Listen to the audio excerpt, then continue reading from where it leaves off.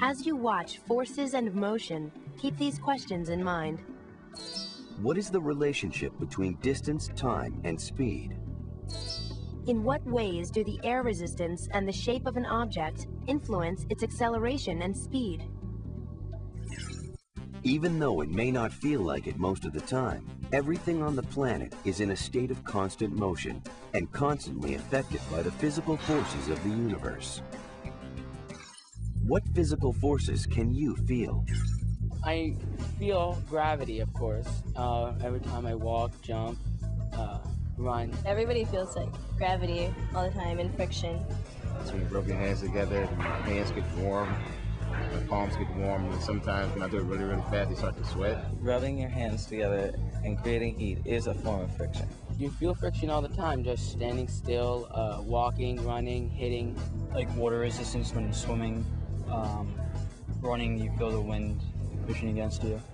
Pressures, and rising in the atmosphere. I feel pressure, but it's not like a pin pressure, it's like spread out.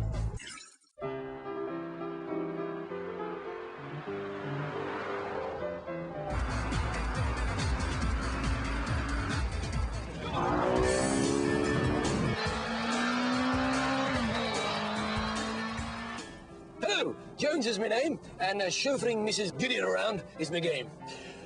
And of course, cricket, yes. Well, it's all a matter of distance over time, isn't it? What I'm really talking about, of course, is speed and how to determine it, yes. And you won't go far wrong if you always remember that speed is distance over time.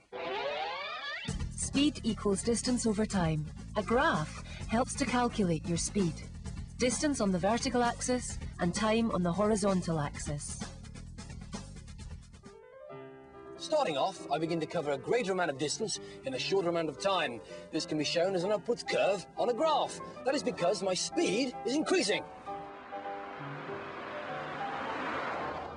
Eventually, I reach a constant cruising speed, which is never over 50 kilometers an hour. No, never, never over 50. Unless, of course, when it's over 60. Oh, only joking. You can always tell, of course, when you've reached a constant speed because the curve is a straight line. Yes, and you must always keep a very good lookout in case anything untoward should happen. Yeah. Good grief! What do you know? This calls for an emergency stop! Right then, the wonderful thing about making a graph of your journey is, here's my graph, is that at any point along this curve, you can work out your speed. You see, this is the point where I started off. You see, there's nothing there. I gradually gained speed, and this straight line is my constant speed. Then I slowed up because that little critter jumped down in front of me. Look, there you are. He's squashed on that line there. Or not, as the case may be. Right, what if, for example, I wanted to work out my constant speed? Well, that's this straight line here. All I do is I draw a line from the beginning down to the time axis. There you are. That's the beginning of my constant speed, and then my constant speed ends around about there. There you are. I'll draw another line down. That gives me my time during my constant speed, which 50 minus 20, that's 30 seconds, which of course is half a minute, if you're clever. If I want to find out how far I travelled at a constant speed, I draw another line across here, there we are, goes to 200, and another line, I trace it across, there we are, reach 700, there we go. Right, so in order to find out the distance I travelled at my constant speed, it's 700 minus 200, which of course is 500. And that time there was 30 seconds, that's half a minute. Now, 500 meters is, of course, half a kilometre. 30 seconds is half a minute. Speed equals distance over time. So that's 500 meters divided by 30 seconds, which is 16.7 meters per second. So what's that? That's 60 kilometres an hour. Well, we can't all be perfect, can we?